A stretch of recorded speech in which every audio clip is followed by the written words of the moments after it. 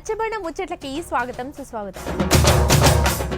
పల్లెటూరు జనమంతా పట్నంకెళ్ళి పండుగకు బయలుదేరినికి సిద్ధమైతుర్రు. కొంతమంది అయ్యిండ్రు కూడా. ముద్దుగా 5-6 రోజులు స్కూల్ పిల్లలకు సుత సెలవులు వచ్చేసరికి కుటుంబం అంతా పోయి సంక్రాంతి సంబరాలు మా చక్కగా జరుపుకోవాలని అనుకుంటురు.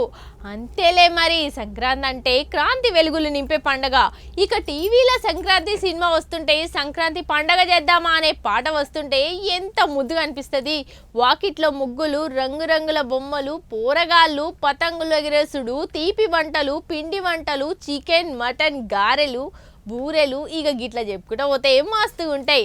ఆంధ్రాలో అయితే అన్నిటికంటే పెద్ద పండుగ సంక్రాంతి పండుగ నాయే. కోడి పందాలకు కేర్ ఆఫ్ అడ్రస్. ఆంధ్ర అయితే అన్నిటికంటే పెద్ద పండుగ సంక్రాంతి పండుగనే నాయే. కోడి పందాలకు కేర్ ఆఫ్ అడ్రస్. అయితే పట్నంకెళ్ళి బయలుదేరిన జనము ఈ తాప భయం బుగులు తోటి పోవలసి వస్తుంది. ఎందుకనంటే వీళ్ళు పండగకు పోయింది చూసి వాళ్ళు వస్తురట. వాళ్ళు ఎవరంటే మీరే చూడురి. ఈ తాపసుత అచ్చం గట్లనే చుట్టాలు రాబోతున్నారట సంక్రాంతి పండుగకు. మరి అరే అందరి ఇండ్లకు రారుళ్ళు, తాళాలు పెట్టిన ఇండ్లకే వస్తారట, చూసుకోరి మరి. గుర్తుపట్టిరా, సంక్రాంతి పండుగకు వచ్చే దొంగల గురించి చెప్తున్నాం. మరి ఇక పట్నంకి వెళ్ళి పల్లెకు పోయేటోళ్ళ గురించి చెప్తున్నాం అన్నట్టు. ఉత్త తాళాలు పెట్టుకొని పోతే సరిపోదు, బీరువ తాళాలు ఎంబట వేసుకొని పోవాలి. లేకుంటే విలువైన వస్తువులు ఏమన్నా ఉంటే ఎంబటినే తీసుకుపోవాలి.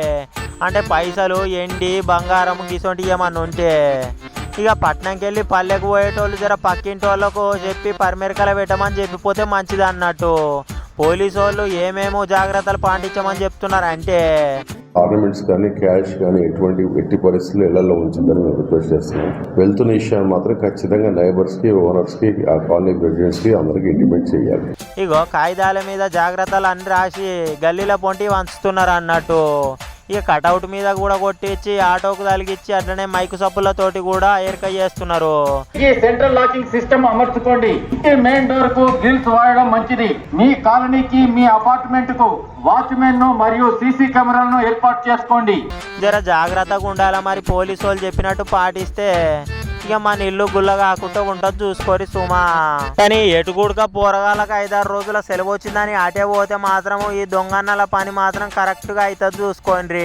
ఇట్లా అనుకుంటా పోలీసు వాళ్ళు మాత్రం మరీ హెచ్చరించి చెప్తున్నారు అన్నట్టు.